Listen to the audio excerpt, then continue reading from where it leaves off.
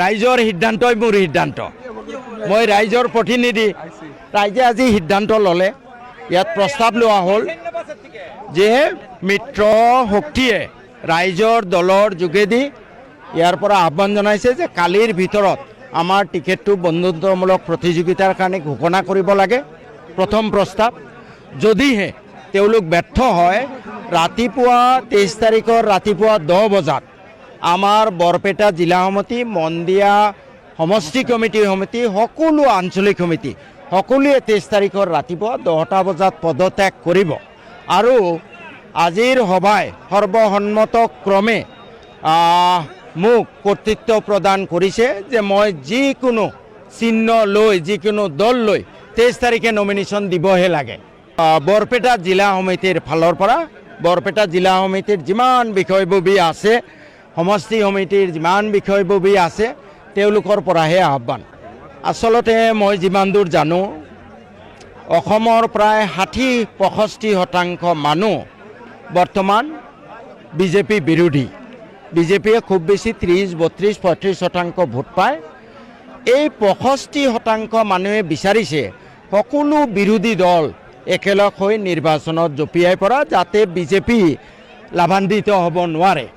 মন্দিয়াত তেনেকুৱা কোনো সম্ভাৱনা নাছিলে যে আমাৰ কংগ্ৰেছ আৰু ৰাইজৰ দলৰ মাজত বন্ধুত্বমূলক প্ৰতিদ্বন্দ্বিতা হ'লে কোনো বিজেপি জিকাৰ সম্ভাৱনা মুঠেও নাই।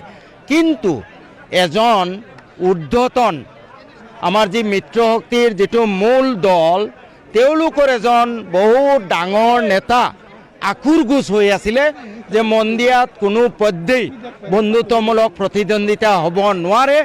যদিহে আমাৰ ৰাইজৰ দলৰ সভাপতিয়ে যদিহে চেয়াৰমেনৰ কাৰণে আখুৰগোচ হৈ থাকে, তেতিয়াহ'লে ডাঙৰ নেতাজনে ৰিজাইন দিবলৈ ভাবুকি দিছিলে, লিখিত দিছিলে। আচল কথা হ'ল তেওঁ ভয় খাইছে।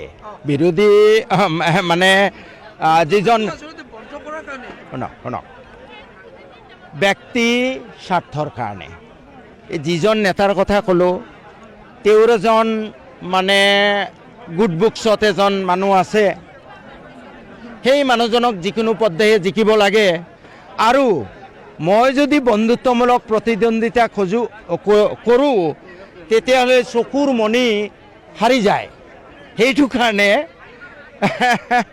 লাগিলে যি হয় হৈ থাকক, কিন্তু তেওঁৰ চকুৰ মণি জিকিব লাগে।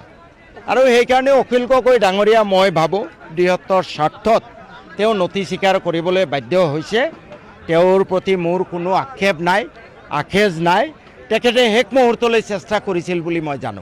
দুৰ্বল হোৱা নাই, একমাত্ৰ গোটেই অসমৰ ৰাইজৰ স্বাৰ্থৰ প্ৰতি লক্ষ্য ৰাখি 171জন বুদ্ধিজীৱীয়ে অখিল গগৈক চিঠি লিখিছে, ভাই তুমি যিকোনো স্বাৰ্থৰ বিনিময়ত তুমি মিত্ৰতা কৰা।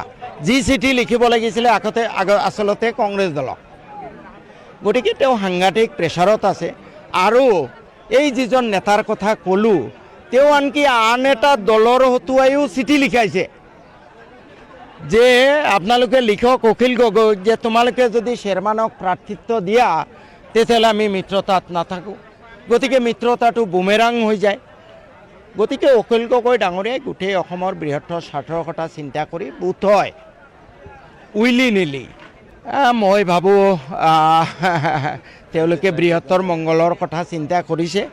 কিন্তু বলি এখনো হয়, দেখিছে নহয় ৰাইজৰ সিদ্ধান্ত। ৰাইজে ইচ্ছা কৰিলে একো টিকেট নালাগে। আজি সভাত কৈছে যে কচুৰ পাত লৈ আহিলেও আমি চেয়াৰমেনক জিকাম। আৰু বোধ হয় বা মন্দিয়া সমষ্টিৰ ৰাইজ যিমান আৱেগিক হৈছে, এই যে কাৰোবাৰ চকুৰ মণি, তেওঁ বোধ হয় অভিলেখ সংখ্যক ভোটত পৰাজিত হ'ব। আৰু সেই নেতাজন ইলেকশ্যনৰ পিছত ময়ো ভৱিষ্যতবাণী কৰিলোঁ, তেওঁ বিজেপি গমন কৰিব।